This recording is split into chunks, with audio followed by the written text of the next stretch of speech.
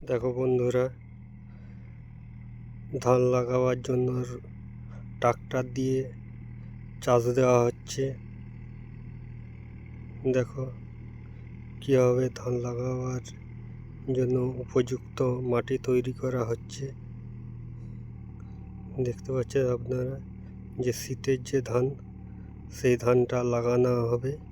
তার জন্য জল দিয়ে মাটি তৈরি করা হচ্ছে। এরপর যে তলা ফেলা হয়েছিল ধানে, সেই তলাটা রোপণ করা, সেই তলাটা লাগানো হবে। এই যে এসেছে এই ধান তলা, এটা লাগানো হবে। দেখো এদিকে এক চাষ করে দেওয়া হয়েছে, দেখতে পাচ্ছ এদিকেও চাষ দেওয়া হয়েছে। দেখো এদিকেও চাষ দেওয়া হয়েছে।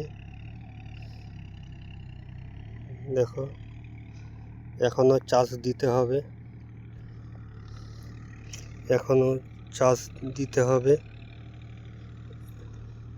তার জন্যই মাঠকে আসছি।